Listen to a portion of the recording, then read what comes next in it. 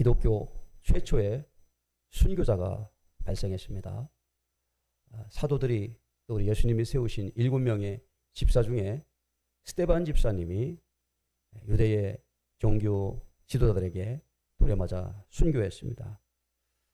자, 이 사건으로 예루살렘은 이제 더 조직적으로 또 본격적으로 예수 믿는 사람들을 박해하기 시작하고 여기저기서 이제 체포조가 뜨고 감옥에 이렇게 넣게 되는 일이 벌어지죠.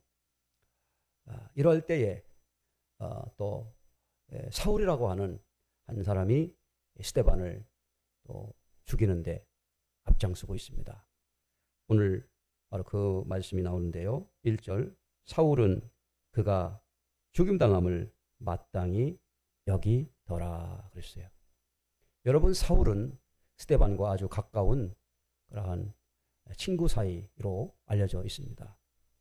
그런데 스데반이 예수의 복음을 증거하고 또 사람들 앞에서 그리스도 복음을 증거하는 설교를 할 때에 그런 마음에 분노가 찼습니다. 그리고 저런 사람은 죽어 마땅하다라고 하는 말까지 하고, 뿐만 아니고 이 사울이라는 사람은 예수 믿는 사람들을 체포하는데 앞장서서 이제 다니게 되죠. 자, 8장 1절에 그날에 예루살렘에 있는 교회에 큰 박해가 있어 사도 외에는 다 유대와 사마리아 모든 땅으로 흩어지니라 그렇게 말했어요. 박해가 일어나니까 함께 예루살렘 교회에 모여있던 그 사람들이 흩어지는 것이죠. 이것은 아주 자연스러운 일입니다.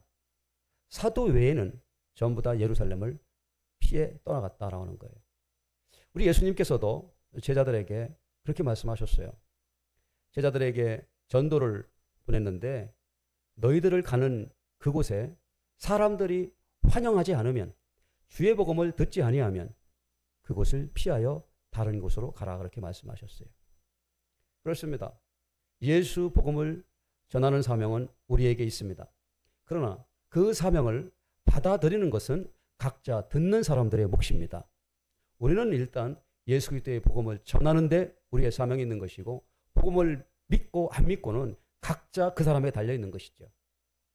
자, 우리는 오늘 이 말씀을 통해서 기독교 박해가 시작될 때에 오히려 이 사람들이 여기저기 사방으로 퍼져나가서 이제는 예루살렘에만 머물러 있지 아니하고 유대와 사마리아와 그 모든 지역으로 복음이 확산되는 것을 우리가 볼 수가 있습니다.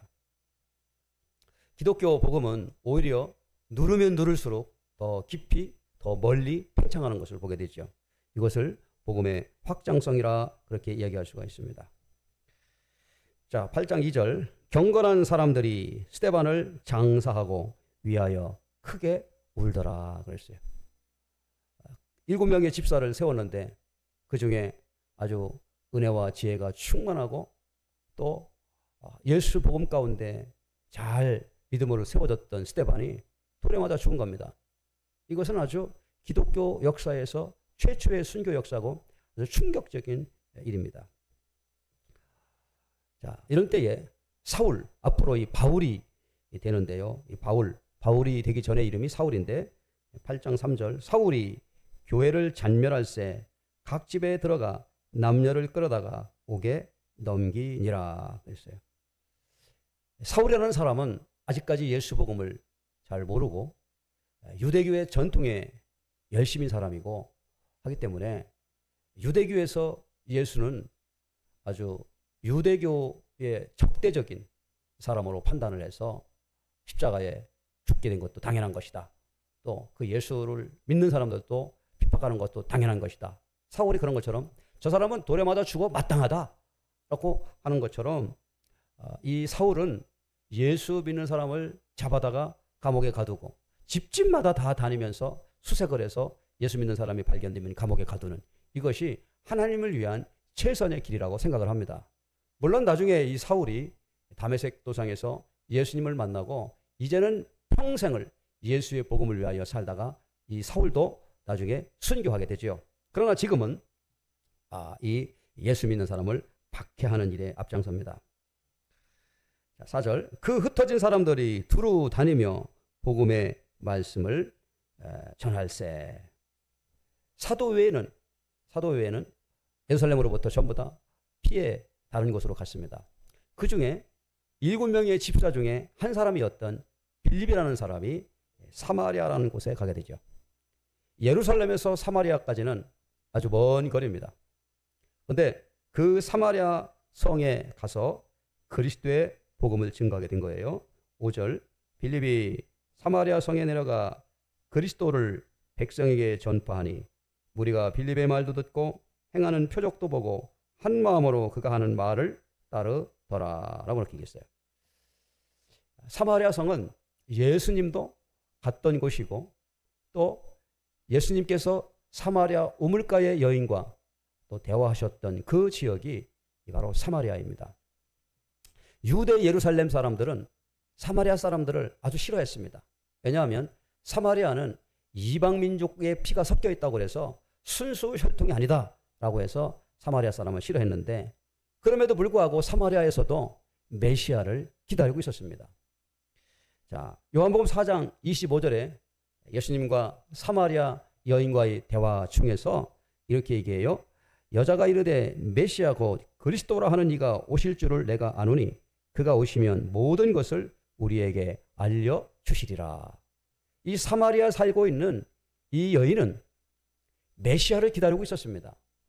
그리스도가 오시면 모든 것을 우리에게 알려주시리라. 그 모든 것이 뭘까요?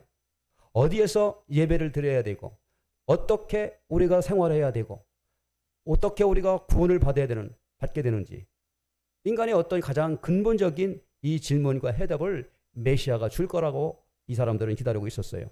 그런데 그 예수의 복음을 전한 빌립이 사마리아 성에 와서 복음을 증거하니까 거기에 그 말을 듣고 있었던 많은 사람들이 예수님의 복음을 믿게 되었습니다. 6절인데요. 무리가 빌립의 말도 듣고 행하는 표적도 보고 한 마음으로 그가 하는 말을 따르더라. 사마리아 성, 예루살렘 성에서 핍박이 오게 되니까 이 사람들이 사마리아로 가서 복음을 증거하고 또 그들을 위하여 기도하고 또 병든 자를 위하여 기도할 때에 병이 낫고 귀신이 떠나가고 중풍병자와 못 걷는 사람이 낫게 되는 놀라운 일이 사마리아 성에 일어나게 된 것이죠. 자, 이처럼 예루살렘에서만 있었던 예수님의 복음을 전하는 사람들이 스데반이 죽고 나서 핍박이 오니까 이제는 사마리아, 유대 땅을 넘어서 먼 곳으로 가게 되는 것이죠. 스데반의 한 사람의 피 흘림으로 인하여 그가 미랄이 되어져서 이제는 싹이 나서 더 멀리 복음이 전파되는 그러한 또 하나님의 섭리입니다.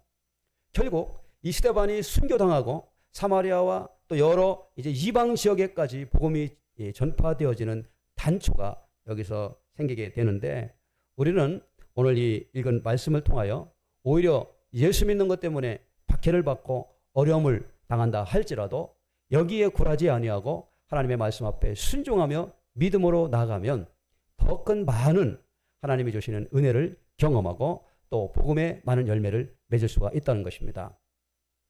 예수 믿는 처녀가 한 사람도 예수 안 믿는 집에 시집을 가가지고 그 사람이 기도하고 복음을 증거하여 남편도 시어머니 시아버지도 전도해서 이제는 온 집안 사람들이 전부 다 예수 믿는 사람으로 바뀌는 그런 일들이 아주 많이 있습니다. 오늘 우리도 예수 복음을 듣고 전하고 그 말씀을 붙들고 우리가 살아갈 때 하나님께서 우리에게 진리와 생명의 양식을 허락해 주십니다. 사랑하는 여러분, 이제 오늘 이 말씀과 같이 주여 우리에게도 예수의 복음으로 나의 마음을 채워주시고 그 채워진 마음을 가지고 우리 주변의 사람들에게 증거하게 하여 주옵소서. 믿음과 능력을 허락하여 주옵소서. 이렇게 기도하며 또 출발하는 귀한 하루가 되기를 주의 이름으로 축원을 드립니다.